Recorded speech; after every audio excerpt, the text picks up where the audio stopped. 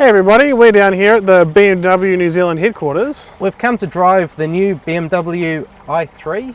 And if you don't know what the BMW i3 is, it's BMW's all new, all electric car.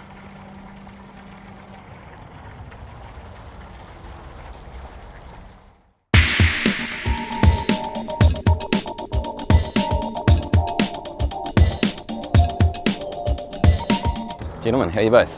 How you doing? Good, thank you. Good to see you both. So we've had it charging up. On this fast charge system, it takes about 3 to 4 hours to get fully charged. So I'll just pop that back on there. 4 hours charge gives you how long driving? It's about, with the range extender, about 320 kilometres. Obviously it depends a lot on on the road conditions, how the people will drive the car. So if you're using every on-ramp as a little bit of a 0 to 100 test, then you won't get quite as much as that. But then again, when you're actually out driving as well, it's regenerating power all the time.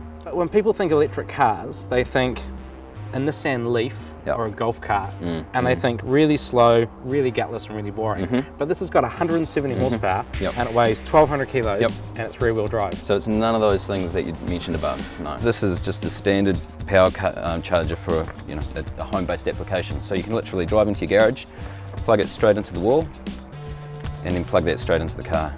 How long does that take to charge? Sure, so this is a little bit less grunty obviously compared with the big fast charger. So whereas this is about 3 to 4 hours, this one's about 6 to 8 hours. I think you guys will have a heap of fun in it, so get out there and enjoy it. Awesome, thanks Ed.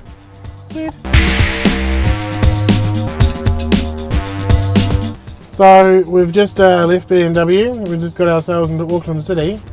Now we can say what we really think. I just hope it doesn't feel like a golf cart.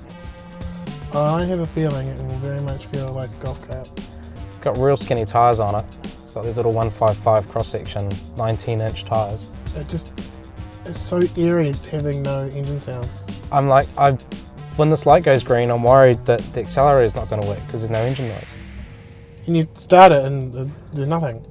The dash comes on and it beeps and that's about it. But the light goes green and it moves.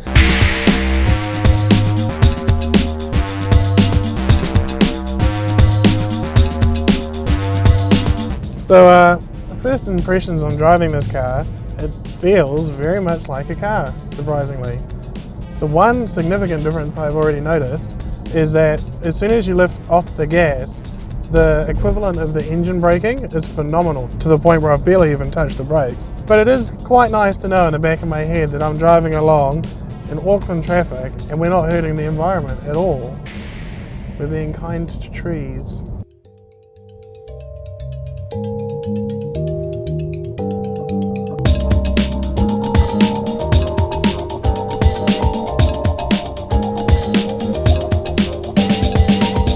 I quite like the interior in it. It's kind of nifty, modern, but architectural. I think that it suits what they've tried to do. I think it's got a lot of purpose and artfulness and grace. And it's got clever materials and that nice leather and stuff in it. Yeah, I think that the seats were made out of an old man's jacket. It's that recycled fabric thing, eh? Yeah, which I think the front half of the car, I could see how somebody could call it cute. Yes. The back half of the car kind of looks good on its own. Just don't stick the two together. Yeah, I don't know what they did with the styling. It certainly makes a point though. From an industrial design perspective, they've started from the ground up with the whole car. So all the materials, everything are new. And I think they've tried to make the design of the outside of the car different. It's certainly different. Yeah, definitely different. So how did you find driving the i3? I found it really car-like with some interesting not car-like things. Like you go to drive away and there's no engine noise, you just accelerate and it moves. And it moves quite well. Oh, definitely, it'll haul ass I think in a straight line. Do you feel the same today as you did yesterday about electric cars? No, because yesterday I thought it would be a gimmick, I thought it would be a bit silly, I thought it would be a design experiment. But it's really not. It's actually a really good, solid car to drive. It's really usable and it's a little bit fun and it's reasonably quick and it's a fantastic commuter car.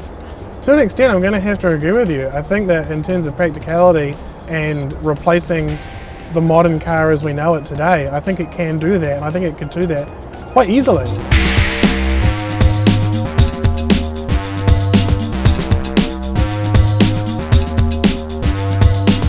So that's been the BMW i3. I certainly feel like I've learned a lot and had a new respect for electric cars. Yeah, it's a proper car. It's really drivable and it's a great piece of design. And potentially the most exciting thing is really that's only the tip of the iceberg in terms of the performance of these kind of vehicles. As you'll see right now, we're inside the BMW i8, which our friend Ed at BMW has kindly loaned to us. So stay tuned for a review on this. Test driven.